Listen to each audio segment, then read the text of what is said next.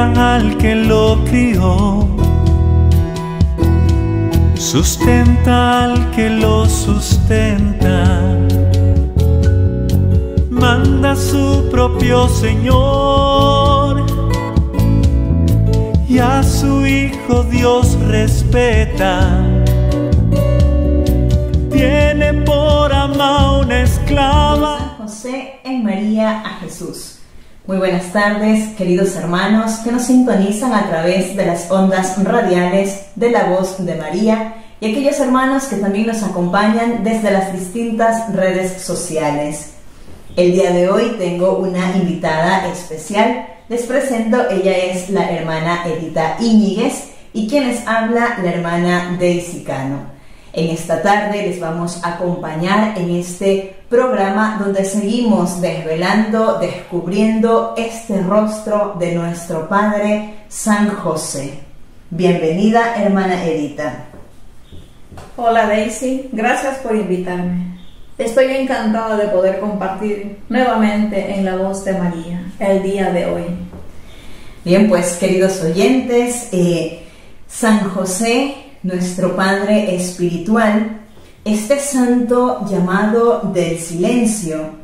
No conocemos muchas palabras o diálogos expresados por él, tan solo conocemos sus actos, tan solo conocemos de él esas obras de fe, ese amor incondicional que tuvo hacia María, ese amor también, esa protección que le dio a su Hijo Jesús, un padre responsable y siempre preocupado por el bienestar de su esposa y de su hijo, como lo vemos aquí en estas imágenes que el día de hoy nos acompañan. Ese hombre del silencio junto a María y al niño, siempre queriendo protegerlos, siempre acompañándoles y dando lo mejor de él. Vamos a seguir tallando este rostro de nuestro patriarca San José para ir descubriendo qué más nos tiene que mostrar, qué más nos quiere dar para que nosotros podamos también aprender y seguir haciendo este camino de santidad. Pues hermanos, Dios le ha confiado a San José una misión excepcional. Esa misión de ser el esposo, no de cualquier mujer, sino el esposo de la Virgen María. Ser el padre del mismísimo Dios, de esta segunda persona de la Santísima Trinidad. Ser el padre de Jesucristo. Y así se convierte en el custodio de la Sagrada Familia. Antes de comenzar nuestro encuentro, como todas las semanas, lo vamos a hacer con la oración del Ave San José. Aquellos que nos acompañan, me imagino que ya se saben esta bellísima oración, la vamos a recitar juntos. Dios te salve, San José, esposo de la Virgen María, de la que nació Jesús, llamado Cristo. Bendito tú, el justo que creíste, y bendito el Mesías que como hijo guardaste. Bienaventurado San José, Padre legal del Hijo de Dios, ruega por nosotros pecadores, para que seamos santos. Amén. Y así como cada encuentro vamos meditando, vamos tallando este rostro de nuestro patriarca San José, la tarde de hoy no puede faltar Monseñor Joao Claudías, que es de la mano de él quien vamos meditando a través de este libro que dice San José. ¿Quién no lo conoce? Hemos ido meditando pues ya varios capítulos, varios temas, y el día de hoy tenemos un tema muy interesante, muy bonito, que es San José en la Natividad de nuestro Señor. Qué bonito ver la otra perspectiva, porque siempre hemos meditado a través del Evangelio de San Lucas o de los distintos evangelios que nos van presentando un poco a poco el rostro de Jesús, el rostro de María, pero ahora vamos a tener otra perspectiva. Vamos a analizar este nacimiento, esta natividad del Hijo de Dios a través de los ojos de San José.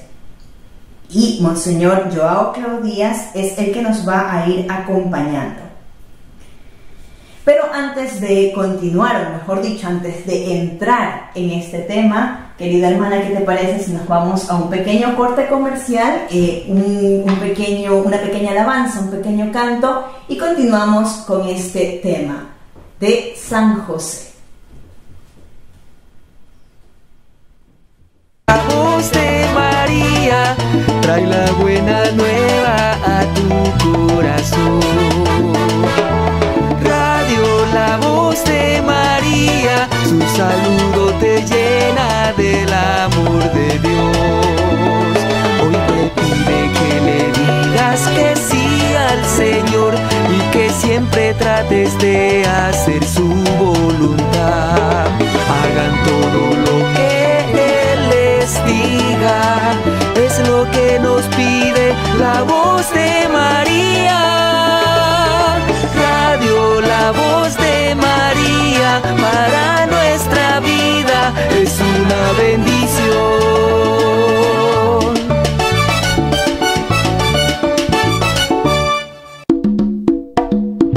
Radio La Voz de María trae la buena nueva a tu corazón. Radio La Voz de María, su saludo te llena del amor de Dios. Hoy te pide que le digas que sí al Señor y que siempre trates de hacer su voluntad. Hagan todo lo que Él les diga, es lo que nos pide la voz de María. Radio La Voz de María, para nuestra vida es una bendición.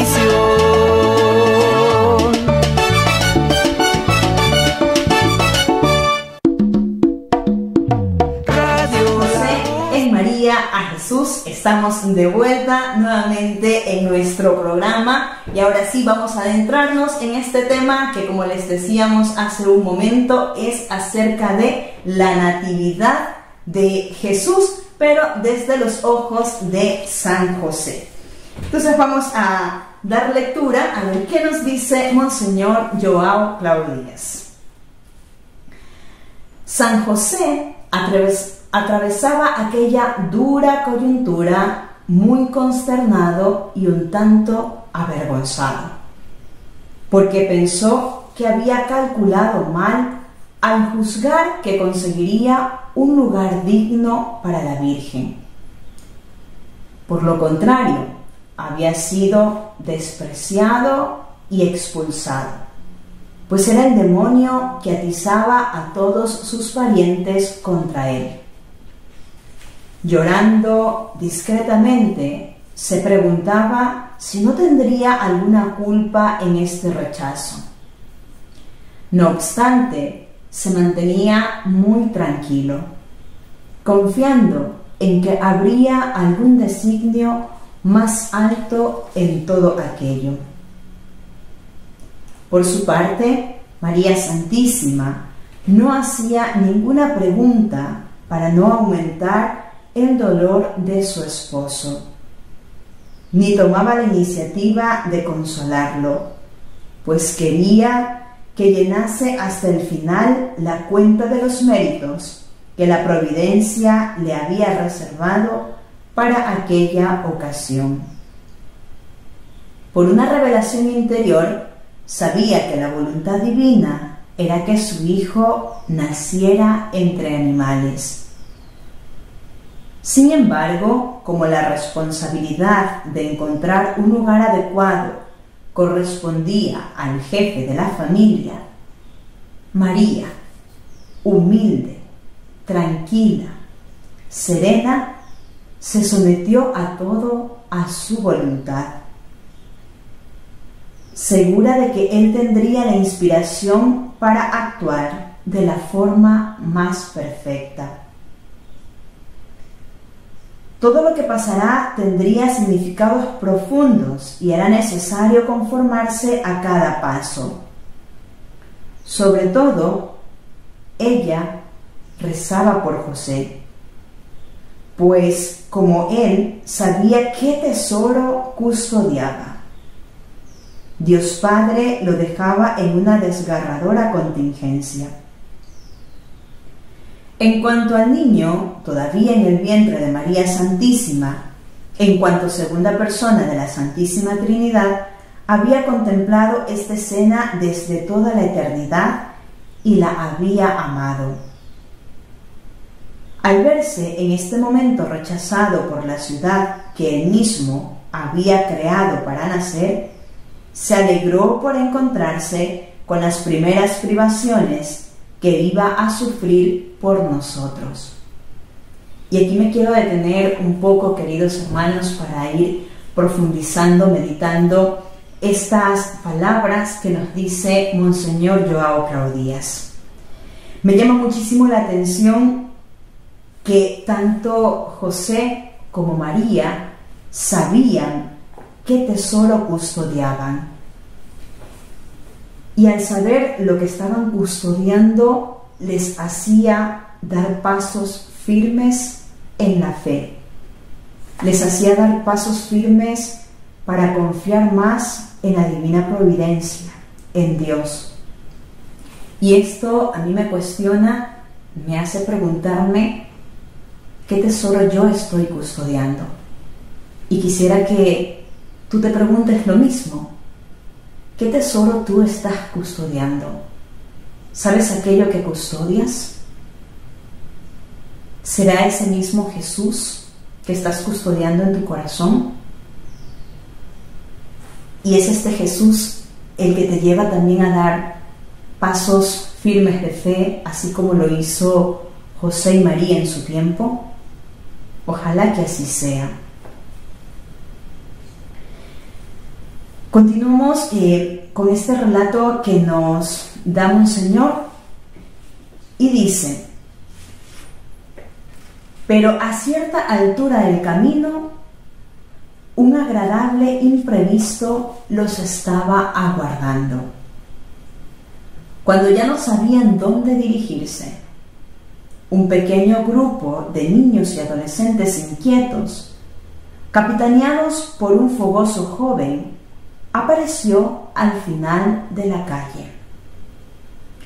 Se trataba de Simeón, hijo de Judas, tío de San José y de su esposa Raquel. Como tuvo noticia de la presencia de los santos esposos en Belén y los admiraba y quería tanto, intuyó místicamente que algo grandioso iba a suceder en relación a ellos dos. Llenos de entusiasmo, arrastró un puñado de compañeros y acudió con permiso de sus padres a la ciudad de David, es decir, a Belén.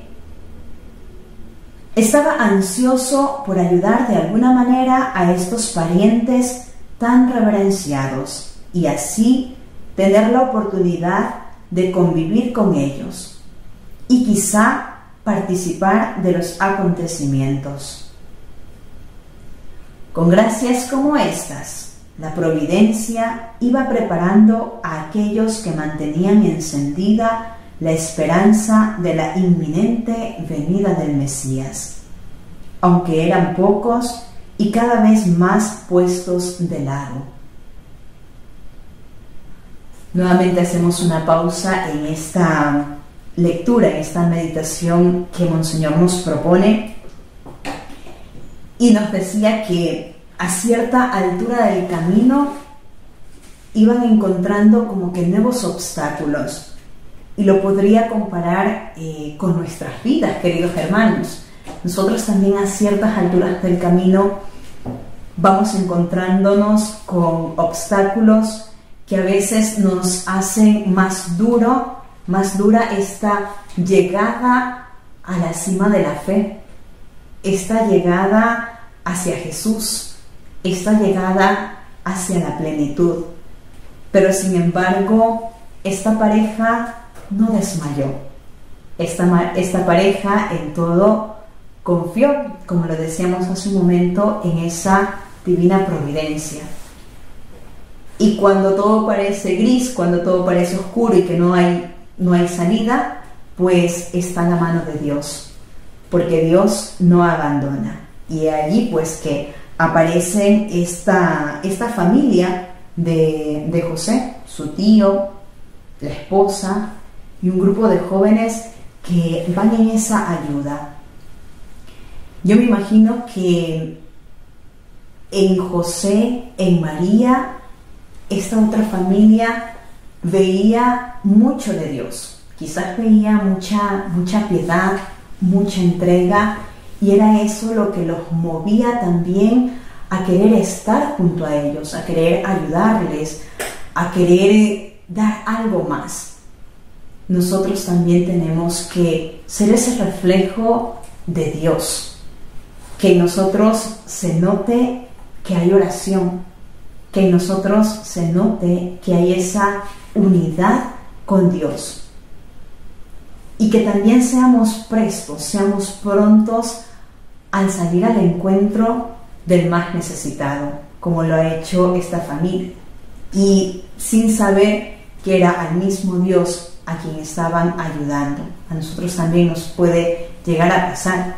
Tenemos que aprender también a ver a Dios en ese rechazado, en ese que no tiene un lugar donde poderse quedar, un alimento que llevarse a su boca. Estamos también, queridos hermanos, invitados a dar esa ayuda al más necesitado, y en ese más necesitado ver que es el mismo Dios quien se nos presenta. Pues bien, querida hermana Edita, puedes seguir comentándonos un poco qué es lo que nos dice Monseñor Joao Claudías. Sí, continuando con esta narración, nos dice: cuando Simeón constató el estado en que se encontraba María, se sintió confirmado en sus expectativas y más deseoso todavía de auxiliarlos. Pero enseguida San José le informó sobre los desalentadores incidentes de la jornada. En aquella situación extrema, éste se acordó del refugio de la castidad, donde de niño se retiraba cuando querían maltratarlo. En las contiendas con sus familiares, allí encontraba resguardo para aislarse con Dios y entregarse a sus meditaciones. En esa misma gruta, Eva, la madre de los vivientes, había dado a luz a su tercer descendiente, Set, el hijo de la promesa, concedido tras larga espera en sustitución del asesinado Abel, y que abrió un nuevo linaje de justos sobre la faz de la tierra. Más tarde, el propio Set allí se ocultaría de sus envidiosos hermanos, que también querían matarlo. Hasta Abraham usaría el escondite, así como el patriarca Jacob, cuando durante su infancia discutía con Esaú.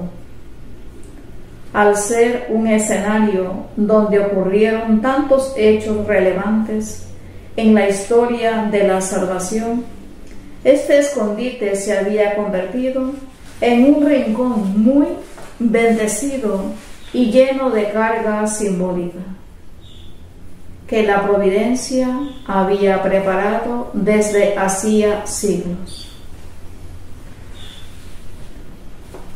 Aquí vemos, hablando de esta gruta, de este refugio, se remonta a la historia de la salvación, se remonta con este lugar como algo simbólico de los primeros padres, donde dice el refugio de Eva, donde Eva dio a luz a su hijo Set, donde se ocultó después Abraham, después Jacob, personajes históricos en la Biblia.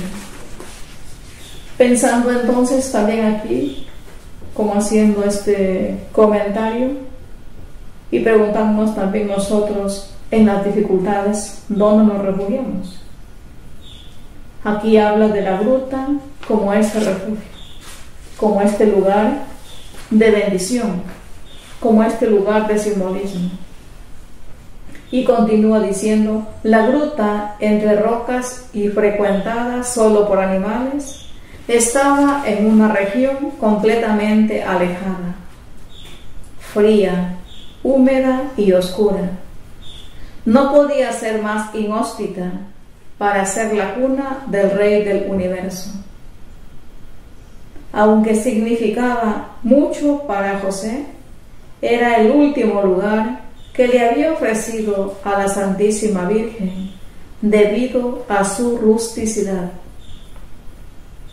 Pero su ángel de la guarda le advirtió que la voluntad del Padre Eterno era que su hijo naciera en aquel lugar. Aceptándolo todo con un abandono pleno en las manos del Todopoderoso, llevó a su esposa a la gruta.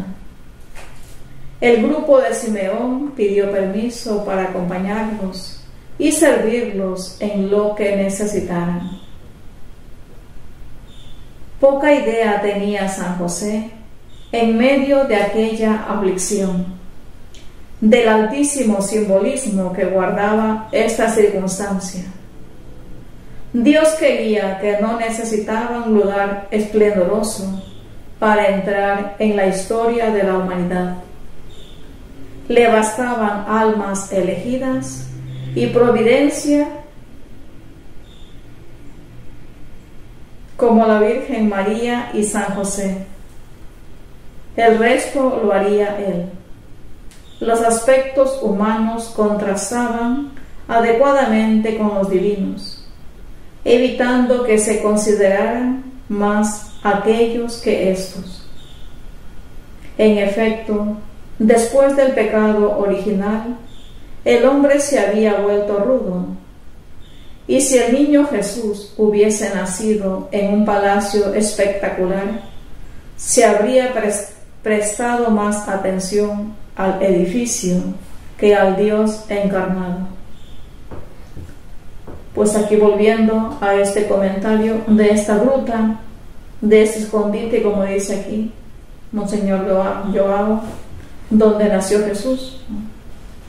Eso fue un designio del Dios mismo, que el niño Jesús encuentre lo último para nacer, encuentre esta gruta. Pero ahí en medio de este lugar frío e inhóspito, como dice, ¿quién nació ahí? El mismo Jesús. Y luego cuando fueron a adorarlo, ¿a quién fueron a adorar? Al mismo Dios. El mismo Dios que con su luz irradió esta salvación, irradió esta gloria que los ángeles anunciaron. Esta fue, como nos dice acá, la voluntad del Señor. Y la pregunta que nuevamente la hacía: cuando nos sentimos desanimados, nos sentimos perseguidos, lastimados, ¿a qué gruta acudimos? Acudir a esta gruta, acudir a este refugio de Jesús, de su corazón. Así es, hermana Edita, y sigue Monseñor Joao diciéndonos: no era esta la actitud de San José. ¿Cuál actitud? Una actitud de rudeza, una actitud de no prestar atención a este Dios encarnado. Más bien era todo lo contrario, nos dice. Que de camino hacia la gruta iba adorando constantemente al divino infante en el claustro maternal de María. Cuando llegaron, evidentemente, el lugar no estaba a la altura. San José pidió a la Virgen que permaneciera fuera, sentada en un banco que él limpió previamente, mientras ponía en orden la gruta, ayudado por Simeón y sus amigos, iluminándola con antorchas y calentándola con un poco de lumbre, encendida de modo que el humo escapara por las aberturas y no saturara el ambiente. Eran las primeras luces. Observa el doctor Plinio, que se encendían para alabar al niño Jesús. Después de eso, y hasta el fin del mundo, los hombres encenderían fuegos, velas y lamparillas para conmemorar la Navidad.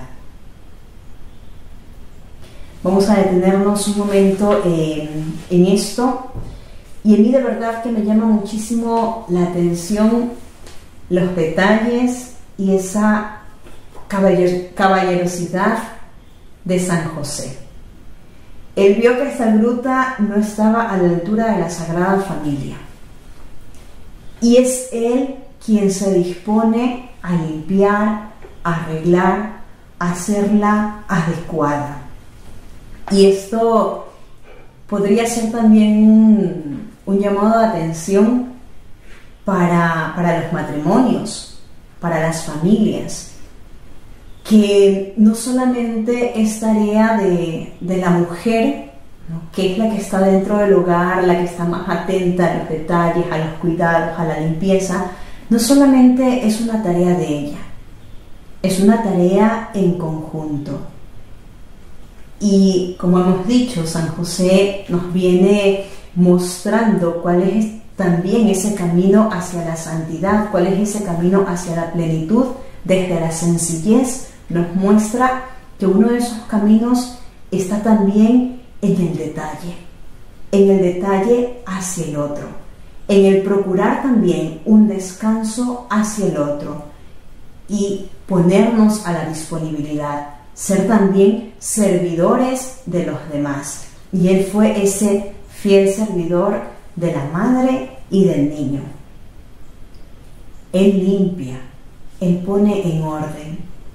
Nos llama también a nosotros a limpiar, a poner en orden no ya la gruta de Belén, sino nuestro corazón. Lo limpiamos, lo ponemos en orden a través del examen de conciencia, a través de la confesión, porque estamos preparando nuestro corazón para recibir a Jesús sacramentado.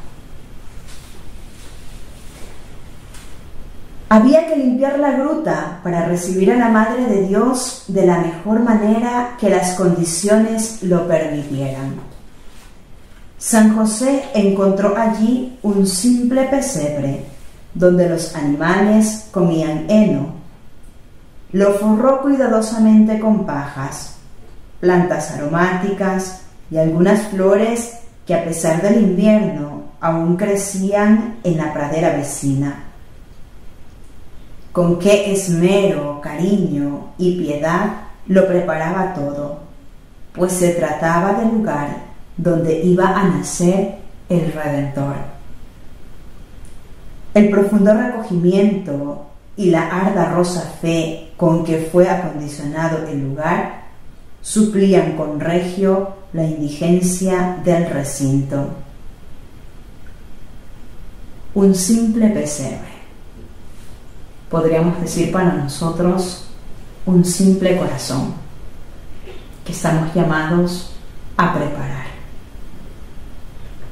Un lugar donde iba a nacer el Redentor. Tu vida, tu corazón, un lugar donde quiere recibir este Redentor. Mientras tanto, sobre un asiento de piedra, María Santísima refulgía como el más hermoso tabernáculo que Dios pudiese haber creado. Cubierta con un manto de lana blanca y purísima, más por respeto hacia su hijo que por el frío de la estación, su aspecto era de paz, serenidad y resignación. Despreocupada de la gruta que su esposo arreglaba, No se afligía por el hecho de estar en un ambiente que no le era digno, sino que aceptaba todo como voluntad de Dios. María aceptaba todo como voluntad de Dios. Y lo podía hacer porque de verdad creía que era ese tabernáculo del Dios viviente. Y ante las adversidades que a nosotros se nos pueden presentar en la vida, las duras situaciones que podemos llegar a vivir, también la podemos asumir como la madre, con paz, con serenidad, con resignación, siempre y cuando podamos ser ese tabernáculo para el Dios viviente. Porque solo cuando Dios reside en nuestras vidas, en nuestros corazones, somos capaces de que, aunque afuera haya un caos, nosotros poder mantener la paz. Nosotros poder mantener una fe íntegra, una esperanza que no desmaya, porque es el mismo Dios quien nos sostiene. Y es el mismo Dios que irá mostrando el camino por el cual tenemos que seguir. Finalmente, María fue invitada a entrar. San José le pidió que le avisara cuando se acercara el momento esperado. Él, a su vez, dispensó a los chiquillos ofreciéndoles descansar un poco en alguna de las grutas próximas. Estos, sin embargo, ansiosos por ver al niño que estaba a punto de nacer, se quedaron en la parte externa de la gruta, a pesar de la baja temperatura, esperando el gran acontecimiento. Edita, coméntanos qué nos dice Monseñor Joao acerca de esta contemplación.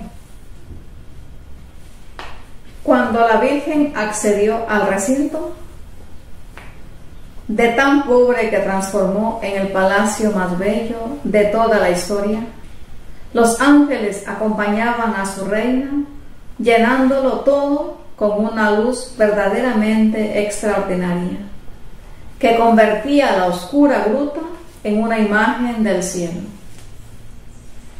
Gracias a su discernimiento de los espíritus, San José notó que su esposa estaba entrando en un profundo contacto con Dios. Ella vestía bajo el manto una túnica blanca y un velo de color azul bien claro, y se puso de rodillas con una actitud muy recogida. Todo lo que había a su alrededor era como si ya no existiera, pues solo le importaba la divinidad que estaba presente en su interior, que se relacionaba con ella, como para decirle cuánto lamentaba tener que abandonar pronto aquel tabernáculo que tanto amaba, aunque le prometía no dejar de asistirla y convivir con ella. María Santísima, por su parte, cada vez se desprendía más de toda sensibilidad terrena, envuelta por la inminencia de este misterio extraordinario, el nacimiento del Verbo.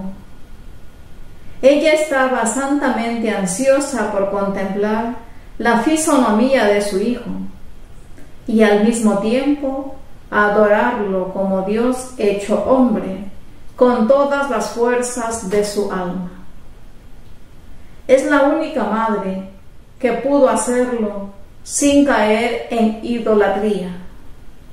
Fue un acto de perfección cuyo mérito nunca lograrán alcanzar todos los ángeles y bienaventurados juntos.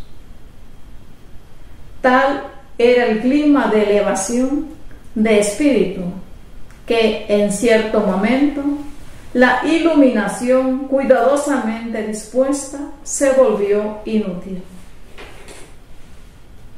Una luz suave, desconocida hasta entonces, se irradió en torno de la Virgen María. El alma de San José, que antes estaba afligida, se llenó de extraordinaria alegría sobrenatural. Por una particular bondad de Dios, el santo patriarca tuvo el privilegio de oír el toque de muchas campanas y las voces de los ángeles que entonaban canciones maravillosas. El techo de la gruta se abrió y vio a los espíritus celestiales subir y bajar.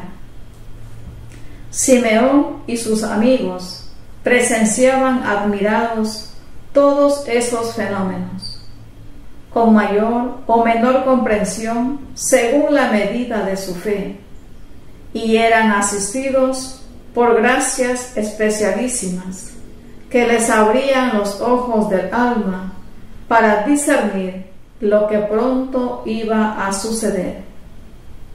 La realización de las esperanzas de sus familias y de sus fervientes presentimientos sobre María y José.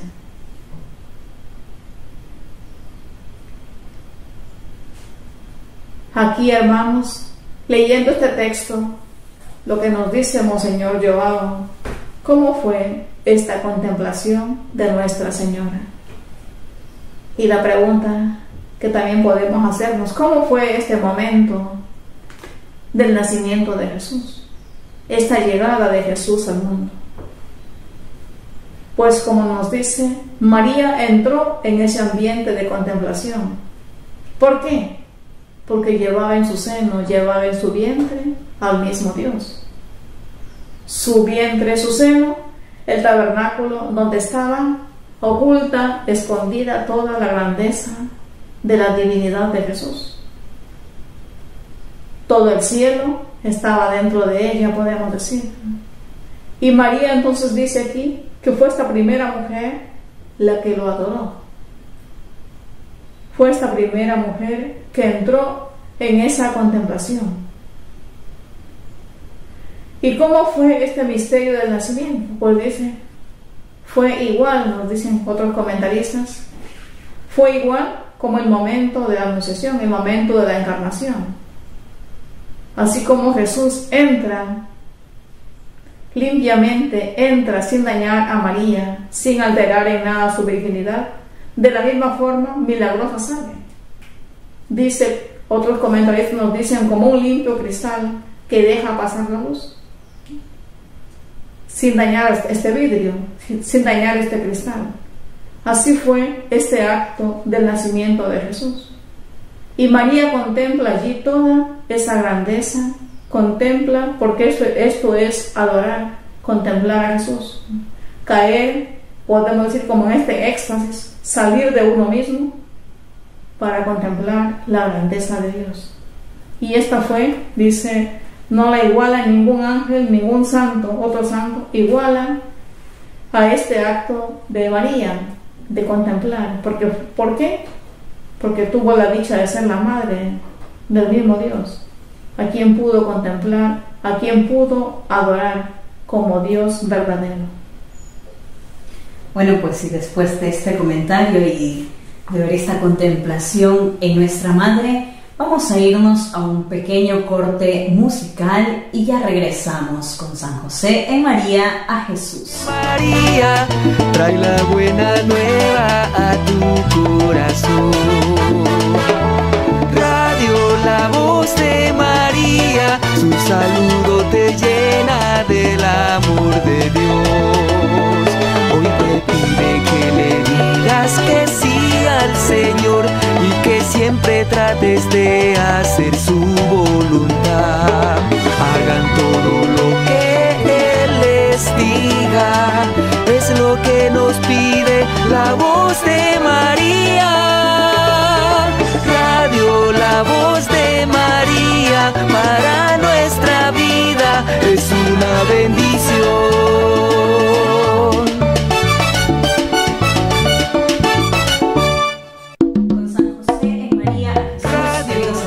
estamos de vuelta en esta contemplación, en esta meditación de la Natividad de nuestro Señor, pero desde la mirada de San José. San José, tan humilde que, viendo acercarse el instante supremo del nacimiento del Niño Dios, se retiró discretamente del compartimiento de la gruta donde María Santísima se encontraba, estupefacto ante tanta grandeza.